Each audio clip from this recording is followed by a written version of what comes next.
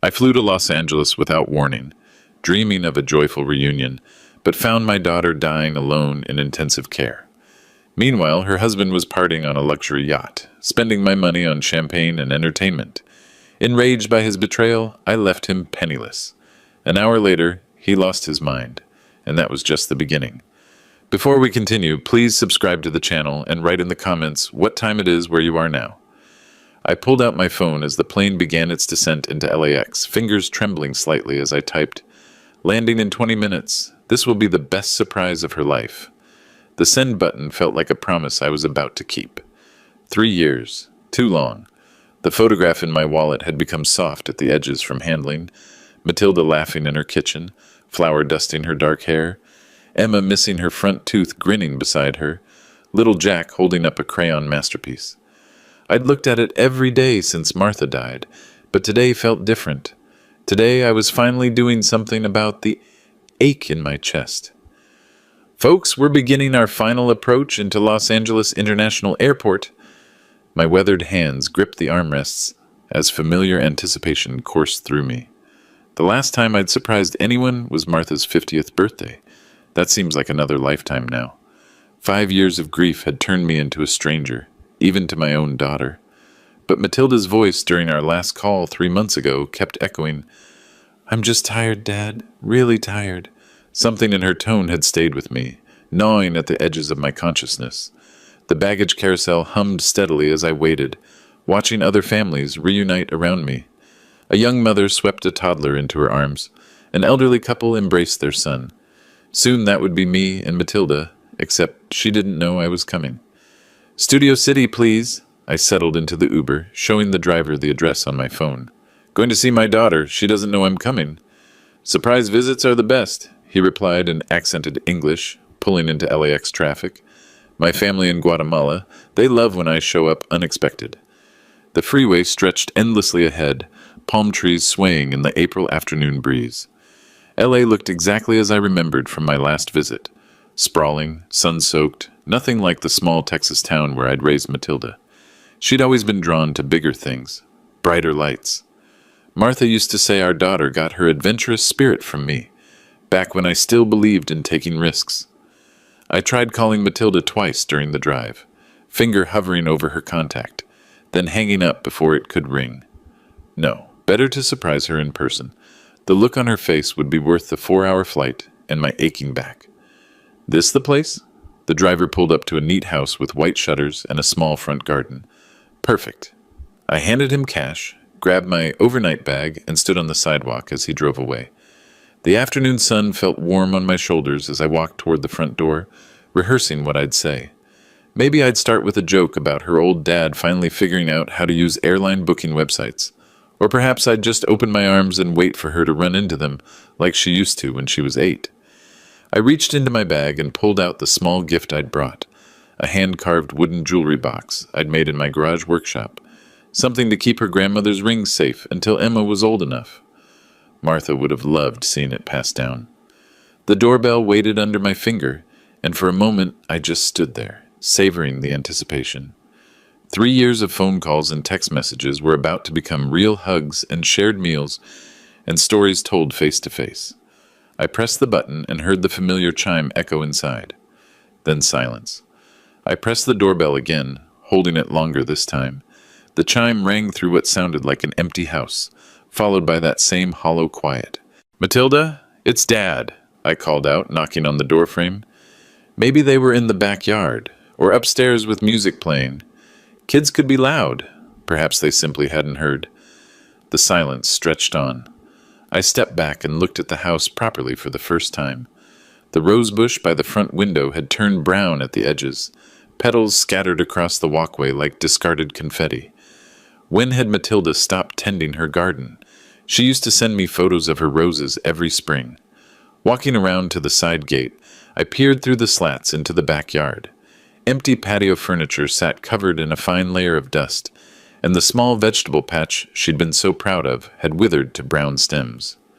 A child's tricycle lay on its side near the back door, one wheel still spinning lazily in the breeze. "Strange," I muttered, returning to the front porch. The mailbox overflowed with envelopes and packages, some spilling onto the ground. I picked up a few pieces: electric bills from 3 weeks ago, advertising circulars, a package addressed to Gary that looked like it had been sitting in the California sun for days. The latest postmark I could see was from 10 days ago. My heart began beating faster, that familiar engineer's instinct kicking in. When systems fail, there's always a logical explanation. I just needed to gather more data. I cupped my hands against the living room window, pressing my face to the glass. Dark inside, curtains drawn, no movement, no television flickering, no sounds of family life. The house felt abandoned, though I could make out familiar shapes: Matilda's art easel in the corner, Jack's toy cars scattered on the coffee table. "Excuse me, are you looking for the McCoys?" I spun around to see an elderly woman in a sun hat approaching from the house next door, garden shears in her gloved hands. "Yes, I'm Harley Sims, Matilda's father. Have you seen them lately?" She paused, wetting her forehead with the back of her wrist. "Come to think of it, no. Been awfully quiet over there. Usually hear the children playing in the morning, but—" She trailed off, studying my face. "Is everything all right?" "I'm sure it is." But my voice sounded unconvincing even to me. "They probably went on vacation. Maybe visiting family." She didn't look convinced either. "Well, I hope they're okay. Such a sweet family." As she returned to her gardening, I sat heavily on Matilda's front step, the wooden jewelry box still clutched in my hands. The pieces weren't fitting together. Matilda would have mentioned a vacation during our last call. Gary was obsessed with social media. He would have posted photos from wherever they'd gone. I pulled out my phone and scrolled through Matilda's Facebook page. The last post was 6 weeks ago, a photo of Emma's school art project. Before that, radio silence for nearly 2 months. My daughter, who used to document every family dinner and weekend adventure, had gone completely quiet. The afternoon shadows grew longer as I sat there, staring at the silent house. A jogger ran past, earbuds in, completely absorbed in her own world. Somewhere down the street, a lawnmower started up, the sound normal and reassuring and entirely at odds with the growing dread in my chest. I checked under the welcome mat, then felt around the rim of the flower pot by the door. No hidden key. The front door handle turned uselessly in my grip. Locked, of course. "Okay, Harley," I said aloud, trying to steady my nerves. "Don't panic. There's a logical explanation." But as I sat on that porch step, surrounded by signs of abandonment and neglect, I couldn't shake the feeling that my surprise visit had revealed something much worse than an empty house. Time to call Matilda. My thumb hovered over Matilda's contact for a moment before I pressed it, listening to the dial tone with growing anxiety. 1 ring, 2, 3, straight to voicemail. "Hi, you've reached Matilda. Leave a message and I'll get back to you as soon as I can." Her cheerful recorded voice made my chest tighten. I hung up and immediately dialed again. Same result. Voicemail after 4 rings. Either her phone was dead or she was deliberately not answering. Third time, I let it ring longer, determined to leave a message if nothing else. "Hello?" The voice that answered wasn't Matilda's. Male, professional, cautious. "Matilda? This is Dad. I'm in Los Angeles. I wanted to surprise you, but nobody's home and— Sir, this is Dr. Rivera from Cedars-Sinai Medical Center. Are you a family member of Matilda McCoy?" The world tilted sideways. I gripped the phone tighter, my other hand pressing against the porch railing for support. "What? Yes, I'm her father. Why do you have her phone? Where is she?" A pause that lasted forever. "Mr. Sims, I'm very sorry to inform you that your daughter is currently in our intensive care unit. She's been receiving treatment for advanced cancer, and her condition is critical." The words hit me like physical blows. Cancer. Critical. My vision blurred at the edges. "That's impossible." My voice came out strangled. "I talked to her 3 months ago. She was fine. She was just tired from chasing the kids around." "Sir, I understand this is shocking news. Stage 4 cancer can progress rapidly, and patients often don't share their diagnosis with family members immediately. She's been under our care for several weeks now." Several weeks. The neglected garden, the overflowing mailbox, the silent house. It all clicked into place with horrible clarity. "Where's Gary? Her husband? Where are my grandchildren?" Another pause. "I cannot comment on other family matters, Mr. Sims. Patient confidentiality prevents me from sharing details, but I strongly recommend you come to the hospital immediately. Your daughter has been asking for you." My hands were shaking so violently I could barely hold the phone. "What's the address? I'm coming now." Cedars-Sinai Medical Center, 8700 Beverly Boulevard. Ask for the Oncology Intensive Care Unit when you arrive. Dr. Rivera. The line went dead. I stared at the phone in my trembling hands. The afternoon sun suddenly too bright, too warm, too normal for a world where my daughter was dying, and I hadn't known. 3 months ago, she'd said she was tired. Tired. And I'd been so wrapped up in my own grief, my own isolation, that I'd missed every warning sign. The wooden jewelry box fell from my lap, clattering on the porch steps. Martha's ring was supposed to pass to Emma someday, but what if there wasn't going to be a someday? What if I was too late? I stood up too quickly, head spinning, and stumbled toward the street with mechanical precision. A taxi. I needed a taxi. The hospital address burned in my mind. 8700 Beverly Boulevard, Oncology Intensive Care Unit. As I flagged down a yellow cab, one thought kept circling through my shock. How had I become the kind of father who finds out his daughter is dying from a stranger on the phone? The taxi door slammed shut with a finality that seemed to seal my old life away.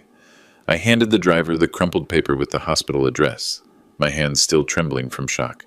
"Cedars-Sinai Medical Center, please. Fast as you can." "Traffic's heavy this time of day, sir, but I'll do my best."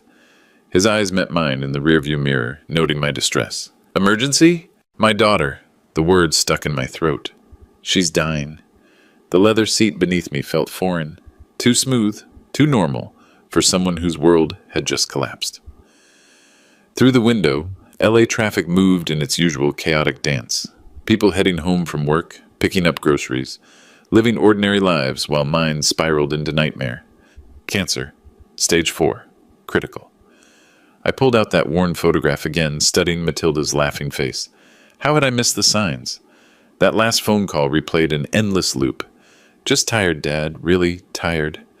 The way she'd said it, like she was carrying some invisible weight. I'd attributed it to motherhood, work stress, the normal exhaustion of raising 2 kids. What kind of father was I? The taxi lurched forward in stop-and-go traffic, and memories flooded in unbidden.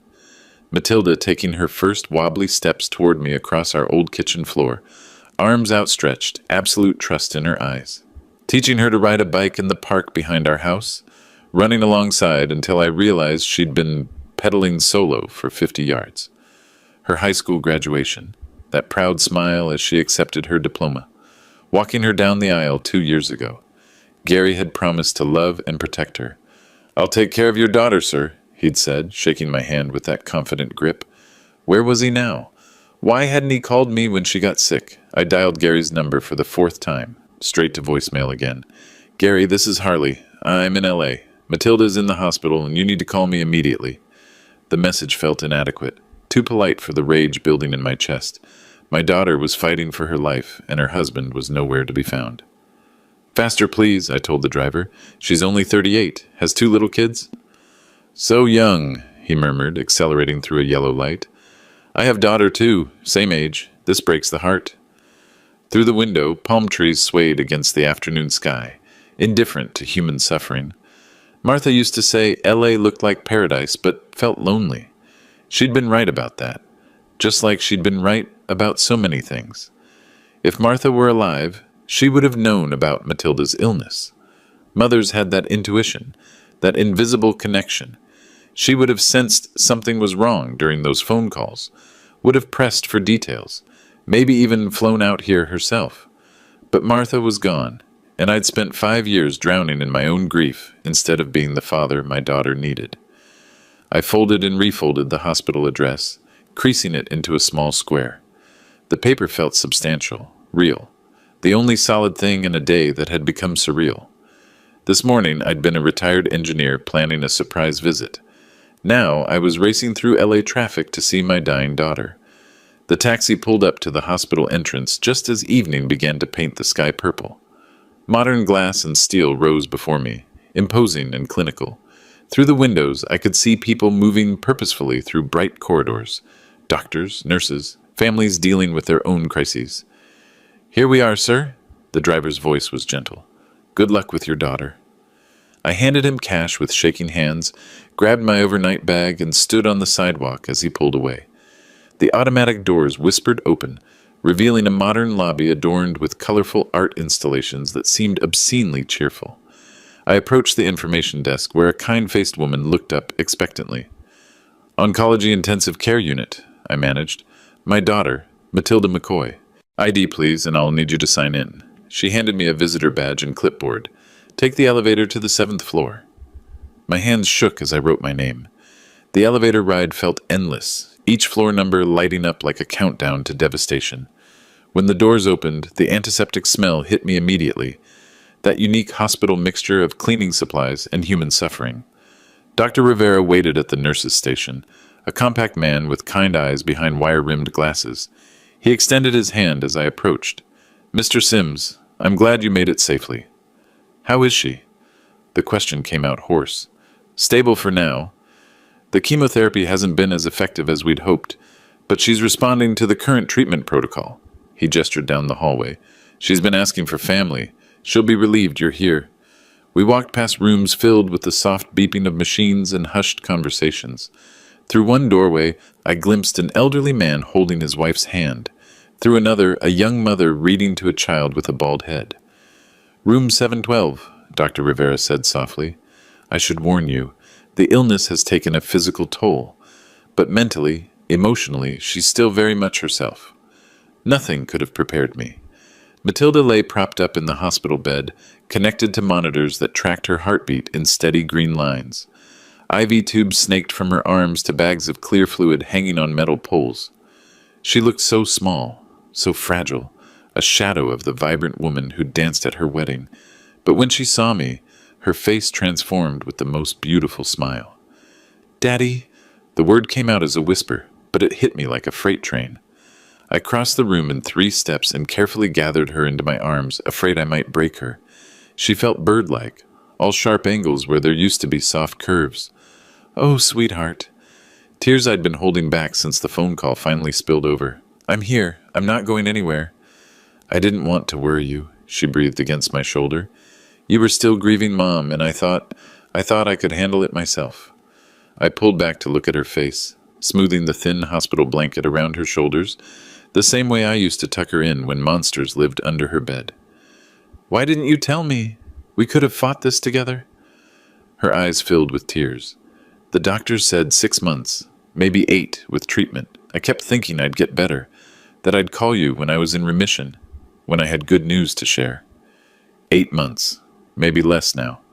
I settled into the chair beside her bed, taking her hand in both of mine. Her fingers were ice cold, despite the warm room. "Where's Gary?" I tried to keep my voice neutral, but she must have heard something because her expression shifted. "He said he had important business meetings this week." She looked away toward the window. "Said he'd be back before the weekend." "When did you last see him?" 3 days ago." The words came out small, ashamed. "He's been distant since the diagnosis. I think it scares him." "Scares him? My daughter was dying, and her husband was scared." "Has he been taking care of you? Helping with the kids?" "My neighbor Emma watches them during the day. Gary handles the practical stuff." But the way she said it, like she was trying to convince herself, told me everything I needed to know. I spent the next hour just being present, holding her hand while she drifted in and out of sleep. Each time she woke, her eyes found mine immediately, as if making sure I was still real. As evening deepened outside the window, she finally fell into deeper sleep, her breathing steady and peaceful. I gently released her hand and moved to the window, looking out over the city lights beginning to twinkle like fallen stars. Time to try Gary again. I pulled out my phone, Gary's contact glowing on the screen. This time I'd make him answer, make him explain where he'd been while his wife fought for her life. First call, 1 ring, then voicemail. He was definitely screening. I typed a text message. "Your wife is in ICU. Call immediately." 5 minutes passed. Nothing. Second attempt from my phone yielded the same result. But then I noticed Matilda's phone on the bedside table, plugged into the wall charger. Maybe if the call came from her number. I glanced back at her sleeping form, then carefully picked up her phone. Gary's contact, appeared in her recent calls, but the last incoming call was from 2 days ago. 2 days since he'd bothered to check on his dying wife. Third call attempt, using Matilda's phone, straight to voicemail again. Frustrated, I nearly set the phone down when the screen lit up with a notification. Instagram. The app was still open, logged in as Matilda. At the top of the feed, Gary's story appeared with a red circle indicating new content. I tapped it without thinking. The first image made my blood freeze. A luxury yacht deck gleaming in afternoon sunlight, champagne glasses catching the sun, someone's manicured hand holding the flute in a toast gesture. The timestamp read 2 hours ago. I swiped to the next story. Gary's face filled the screen, grinning broadly, arms around two other men I didn't recognize. All three wore expensive sunglasses and looked like they'd stepped out of a magazine ad. Behind them, the Pacific Ocean stretched to infinity. The caption read, "Living my best life with the boys." Posted 90 minutes ago. While I was learning my daughter had cancer. My vision blurred with rage, but I forced myself to continue documenting. Screenshot after screenshot, each image a dagger twisted deeper. Gary lounging on pristine white cushions. Gary diving off the yacht's diving platform. Gary raising another champagne glass as sunset painted the sky orange. The final story video showed him addressing the camera directly. Nothing like a few days away from reality to clear your head, you know? Sometimes you just gotta live a little. Away from reality. His wife was connected to machines, and he was talking about getting away from reality. I checked the location tags. Marina del Rey. Less than an hour from this hospital. My hands shook as I typed another message. I see you're having fun. Your wife is dying. Call me. Then another. I have screenshots. We need to talk. Still no response. I paced the small room quietly, trying not to wake Matilda, my mind racing through implications I was only beginning to understand. That yacht rental had to cost thousands per day. Gary was a business consultant. Successful, but not yacht rental for fun successful. Where was the money coming from? Looking back at Matilda's peaceful face, I whispered promises I should have made months ago. I won't let him hurt you anymore, sweetheart. Daddy's here now, and I'm going to fix this. The monitor beside her bed beeped steadily, each tone marking another heartbeat, another moment of life that Gary was wasting while partying with friends. How long had this been going on? How long had she been suffering alone while he played at being single? I returned to the phone, screenshotting everything methodically. The engineering part of my brain took over. Document the evidence, build the case, find the leverage points.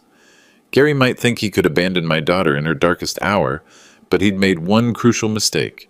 He'd forgotten that Matilda had a father who would burn the world down to protect her. My phone buzzed with an incoming call. Gary's name appeared on the screen. I looked at Matilda one more time, her thin face finally relaxed in sleep, then stepped into the hallway. Time to have a conversation. I slipped back into Matilda's room, where she lay sleeping peacefully, her breathing steady against the backdrop of monitoring beeps. "I'll be right back, sweetheart," I whispered, brushing a kiss across her forehead. "Just going to get some coffee." The elevator carried me down to the main floor, past signs directing visitors to various departments. The cafeteria occupied a corner of the ground level, mostly empty now, except for a few scattered medical staff grabbing late meals between shifts. I bought coffee I didn't want and found a quiet table in the far corner, pulling out my phone to stare at that yacht photo again. The image burned brighter each time I looked at it. Gary's carefree grin, the pristine deck, champagne glasses catching afternoon sunlight. How does a business consultant afford a $15,000 yacht rental? The question triggered a memory that made my blood run cold. 1 year ago, Gary had approached me about family emergencies. Medical bills, he'd claimed. Emma needed dental work. The house required repairs. Could I help them out temporarily by giving him access to my backup account? Just until things stabilize, he'd promised. Matilda doesn't need the stress of financial worry on top of everything else. I'd been impressed by his consideration for my daughter's well-being. What a caring husband, I'd thought, protecting his wife from money concerns. My hands shook as I opened my banking app, navigating to the shared account I'd set up for Gary's emergency access. The transaction history loaded slowly, each entry appearing like evidence in a murder trial. Marina del Rey, yacht charters, $15,000, posted yesterday, Nobu Malibu, 8 $50. 3 days ago. Beverly Hills Mercedes service, $2,400. Last week, Rodeo Drive, shopping, $3,200. 10 days ago. The list went on and on, a months-long pattern of luxury spending while my daughter wasted away in a hospital bed. Every dollar he'd blown on champagne and yacht parties had come from my account. Every designer purchase, every expensive dinner, every moment of his freedom had been funded by the father of the wife he'd abandoned. I screenshot every transaction, my engineer's mind methodically building a case. The dates told the story. As Matilda's condition worsened, Gary's spending increased. While she was receiving her first rounds of chemotherapy, he was shopping on Rodeo Drive. While she was losing her hair to treatment, he was dining at five-star restaurants. The parasitic son of a... I stopped myself before the anger could fully consume my thinking. Rage was useful, but cold calculation would serve Matilda better. I pulled out a small notebook and began writing down key information, account numbers, transaction IDs, a systematic approach to cutting off Gary's financial lifeline. He'd made one crucial mistake. He'd used my money to finance his betrayal. Time to show him what happens when you cross a Texas engineer who spent 40 years solving complex problems. The hospital cafeteria hummed quietly around me. Vending machines, distant overhead pages, the soft murmur of exhausted medical staff. But I was no longer really there. My mind was in full strategic mode, identifying vulnerabilities and planning countermoves. Gary thought he could party his way through his wife's terminal illness on my dime.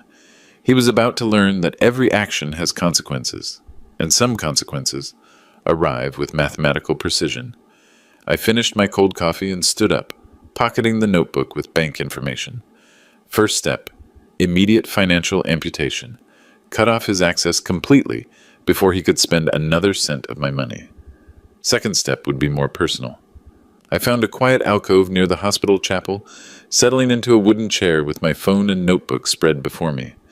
The irony wasn't lost on me. Planning financial warfare steps away from a place of sanctuary I had no intention of seeking.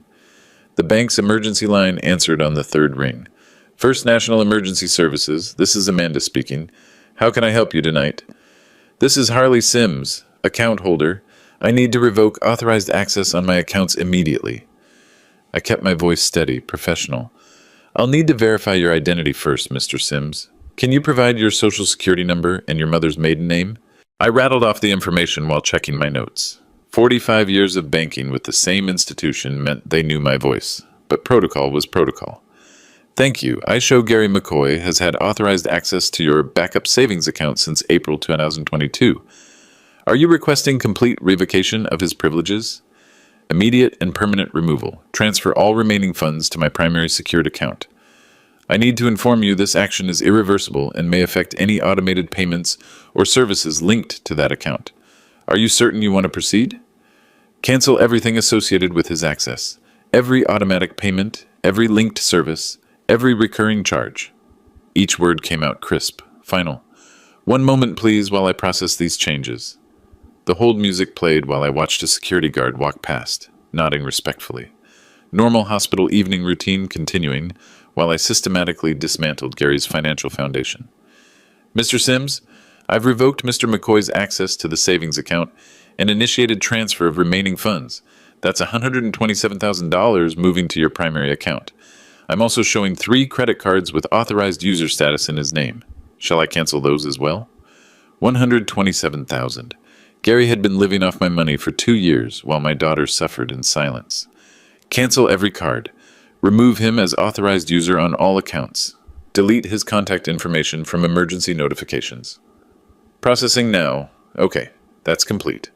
Mr. McCoy will receive notice that his cards have been deactivated and any attempted transactions will be declined. Is there anything else I can do for you tonight? Set up fraud alerts if anyone tries to access these accounts using his information. Already in place, sir. You'll receive confirmation emails within the next few minutes. I hung up and immediately opened my banking app to verify the changes. Account access, revoked. Credit cards, canceled. Automatic payments, terminated. The digital paper trail showed Gary's financial lifeline had been severed with surgical precision. My phone buzzed with the first confirmation email. then another. Each notification felt like justice delivered in electronic format. Let's see how long the yacht party lasts when his credit cards start getting declined. I closed the notebook with a satisfying snap and pocketed my phone. The engineering part of this problem was solved. Identify the system failure, isolate the problematic component, remove it permanently. Gary's access to my resources now existed only in his own deluded imagination. Standing up from the chair, I felt lighter than I had in hours. Not because the weight of Matilda's illness had lifted. That burden would stay until she recovered or until she didn't. But the crushing realization that I'd been unknowingly funding her abandonment? That particular torture was over. Gary could keep his yacht for tonight. Tomorrow, when those cards started declining and his calls went unanswered, he'd discover what happens when a parasite loses its host. I walked back toward the elevator, past the chapel door that remained slightly ajar, past the nurse's station where evening shift changes were occurring. Normal hospital rhythms continuing, while one small piece of justice had been quietly administered. Matilda was awake when I returned, staring at the ceiling with that distant expression I'd seen too often today. The room glowed softly from monitoring equipment, creating an intimate space separate from the harsh hospital world beyond her door. "Hey, sweetheart, how are you feeling?" I set down my untouched coffee and pulled the chair close to her bedside. "Better now that you're here." She turned toward me, and I could see something had shifted while I was gone. "Dad, I need to tell you something about Gary." I took her hand, noting how cold her fingers felt, despite the warm room. "Take your time, honey. I'm here to listen." He changed after Jack was born, started saying I wasn't contributing enough financially. The words came out slowly, like she was testing each one for safety.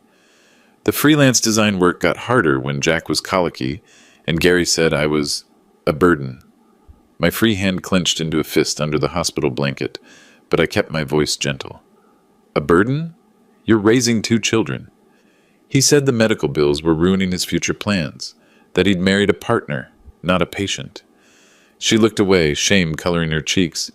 When the cancer diagnosis came, he just shut down, started staying out later, making excuses about work meetings. What kind of man abandons his sick wife? I couldn't keep all the anger out of my voice. I kept thinking if I got better quickly, if I didn't complain about the treatment, maybe he'd come back to us. Be the father Emma and Jack deserve. Tears started sliding down her cheeks. "But he's not coming back, is he, Dad?" I smoothed her hair back from her forehead the same way I used to when she was 7 and afraid of thunderstorms. "Sweetheart, you are perfect exactly as you are. Any man who can't see that doesn't deserve you. I feel so stupid for defending him to you all these years, making excuses for why he never called you back, why he was always too busy for family visits." She squeezed my hand with what little strength she had. "You were right about him from the beginning, weren't you?" I'd never said a negative word about Gary to her face, but fathers see things wives choose not to notice.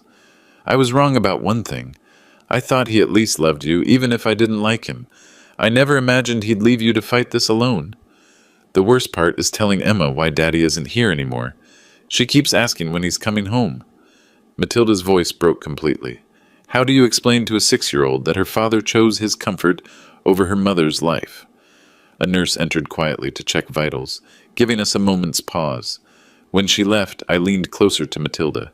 "You don't have to worry about any of that anymore. Focus on getting better. I'll handle everything else." "Dad, I can't ask you to—" "You're not asking.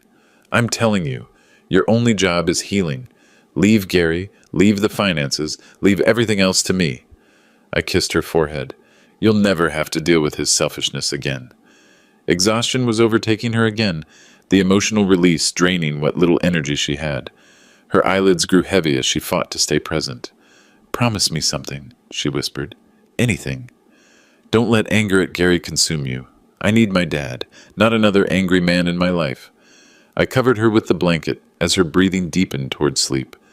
"I promise, sweetheart. Rest now." But as I watched her drift off, I knew it was a promise I might not be able to keep. The man who'd sworn to love and protect my daughter had stolen her money, abandoned her in crisis, and broken our grandchildren's hearts. Some acts demand more than forgiveness. They demand consequences. My phone buzzed with a text from an unknown number. The phone buzzed insistently in my hand, the unknown number glowing on the screen. Marina del Rey, area code. I glanced at Matilda, peaceful in sleep, then stood quietly and moved toward the window. "Hello?" My voice was ice. "Harley, what did you do? My cards were declined in front of everyone." Gary's voice cracked with panic and humiliation. "Fix this immediately." "Where are you right now, Gary?" I ignored his demand completely. "That's not your business. Listen, old man, you need to restore my access right now, or my daughter is dying in a hospital bed." Each word dropped like a stone into still water. "And you're partying on a yacht with my money." Silence, then sputtering. "How did you... That's not... This is business networking." Through the phone I could hear it all. Party music, laughter, waves lapping against the hull. The sound of a man whose wife was fighting for her life, while he lived it up on someone else's dime. $15,000 for yacht rental, Gary. My $15,000? I kept my voice low, aware of Matilda stirring behind me. While your wife was in intensive care.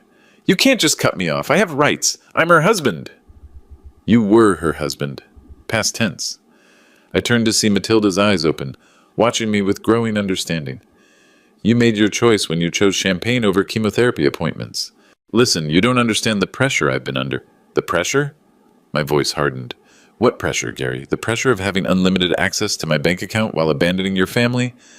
His voice shifted, becoming calculating. "Restore my access or I file for divorce and take the kids. I'll make sure Matilda loses everything in court." That was his mistake. The moment he threatened my grandchildren.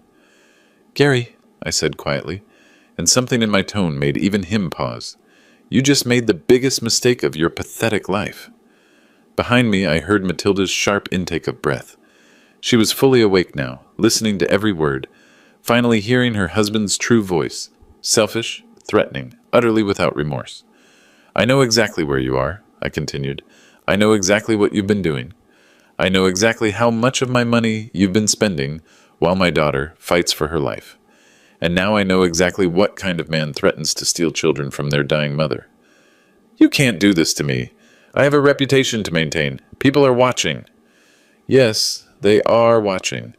They're watching you get your credit cards declined because you're a parasite who can't pay his own bills." Gary's voice cracked. "Harley, wait. Let's discuss this reasonably. I made some mistakes, but we can work this out. I'll come to the hospital right now. We can..." I looked at Matilda, saw the tears streaming down her face. Not tears of sadness, but tears of relief. Finally understanding who she'd married. Finally seeing her father protect her, the way a real man protects his family. "No, Gary," I said softly. "We can't work this out." The silence stretched between us, Gary's panicked breathing audible over the connection. In the background, I could hear his world crashing down, yacht engines stopping, voices arguing about payment, the party atmosphere dissolving into chaos. "Harley, are you there? Please, I can explain everything." I turned from the window and walked to Matilda's bedside, taking her hand while keeping the phone pressed to my ear.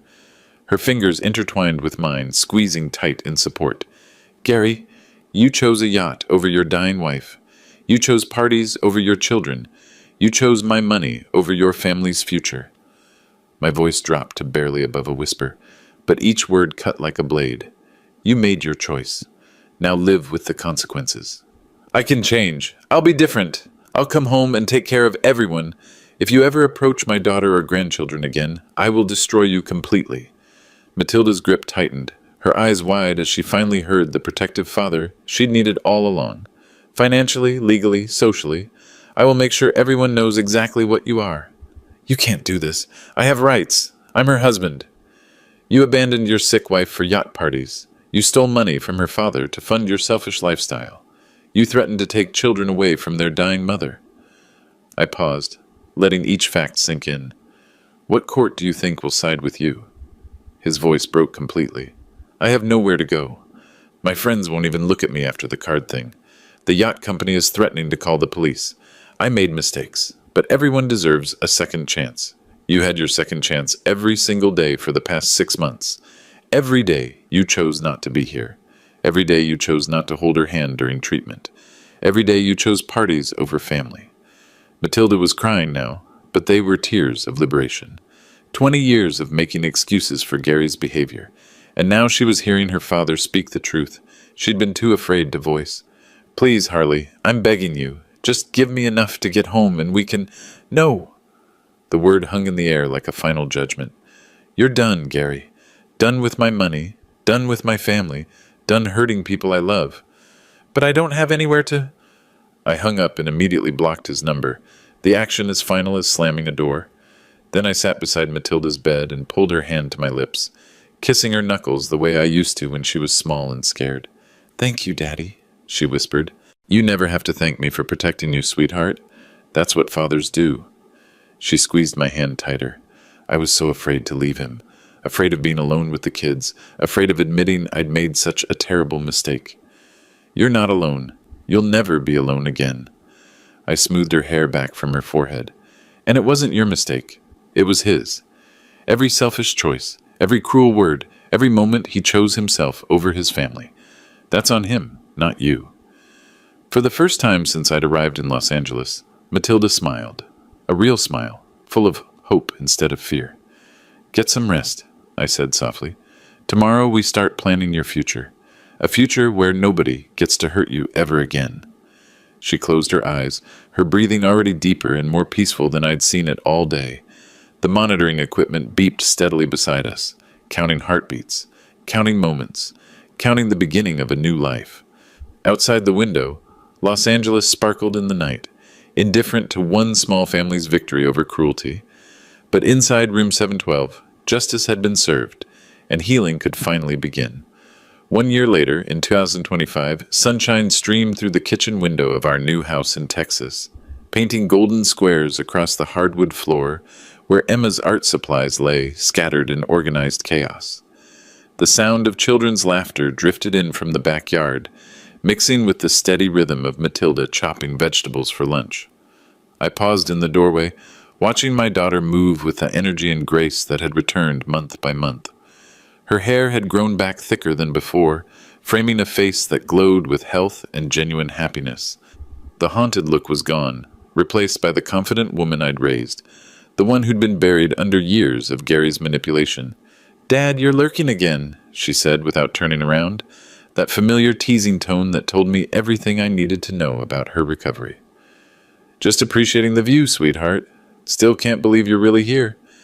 Through the window, I could see Jack teaching Emma how to throw a perfect spiral, their grandfather's football techniques passed down with patient precision. At 8 and 6 now, they'd adapted to their new life with the resilience that children possess when they're finally truly safe. The divorce had been swift and brutal. Gary's threats about custody evaporated the moment his lawyer heard the recorded phone calls and saw the bank statements. A man who'd abandoned his terminally ill wife while spending her father's money on yacht parties wasn't exactly sympathetic to family court judges. "Grandpa!" Emma's voice carried through the screen door. "Come show Jack how to catch better." "In a minute, honey," I called back, then turned to Matilda. "How are you feeling today? Really feeling?" She set down her knife and faced me fully, and I saw in her eyes what Dr. Rivera's tests had confirmed 3 months ago. Complete remission. "I feel like myself again. Maybe better than myself. Stronger." The kitchen timer chimed, and she pulled a pan of cornbread from the oven. Martha's recipe. The one I'd taught her years ago. Some traditions were worth preserving. "Remember what you used to tell me when I was little and scared of thunderstorms?" she asked, setting the hot pan on a cooling rack. "That storms pass, but families last forever." "You were right." She hugged me tight, the way she used to before marriage and illness, and fear had created distance between us. About storms, about family, about Gary. I'd never said "I told you so" about her ex-husband, and I never would. Matilda had suffered enough without adding shame to her burdens. The restraining order spoke louder than any words I might have offered anyway. "Dad, Emma scored a touchdown!" Jack burst through the screen door, grass stains on his knees and pure joy on his face. Behind him, Emma performed an elaborate victory dance that would have made her grandmother laugh. "Touchdown celebration calls for extra cornbread," Matilda announced, cutting generous squares that steamed in the afternoon light. Later, as evening painted the Texas sky in shades of orange and pink, the 4 of us sat on the front porch swing that had been Martha's favorite feature of our old house, salvaged and rebuilt here where it belonged. Emma dozed against my shoulder while Jack peppered me with questions about the stars beginning to appear overhead. "Will you tell us the story about how you saved Mom again?" Emma mumbled sleepily. "Sweetheart, your mom saved herself. I just helped clear away the obstacles." "Like the bad man who went away?" "Like the bad man who went away." Matilda reached over and squeezed my hand, a gesture that had become our shorthand for gratitude and love, and the kind of bond that crisis either destroys or makes unbreakable. We'd chosen unbreakable. This is what winning looks like, I thought, watching my grandchildren's eyelids grow heavy in the peaceful evening. Not the moment of victory, though Gary's tearful pleading had been satisfying, but the years of quiet happiness that follow.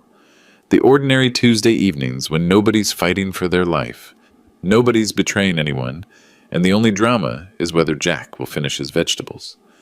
The stars emerged one by one overhead, the same constellations Martha and I had watched from this same swing decades ago, back when Matilda was the age Emma is now. Some things change. Marriages end, people disappoint you. Illness tests every assumption about fairness. But some things endure. The love between a father and daughter, the resilience of children, the satisfaction of protecting what matters most. Tomorrow, Matilda would work on her latest design project while the kids attended their new school. I'd tend the garden Martha had always wanted, and maybe start that woodworking project for Emma's dollhouse. Normal life, the kind worth fighting for. Tonight, though, we sat together under the vast Texas sky, 3 generations bound by love and tested by fire, finally safe in the peace we'd earned. If you like this story, please like this video, subscribe to the channel, and share your impressions of this story in the comments. To listen to the next story, click on the box on the left. Thank you for watching.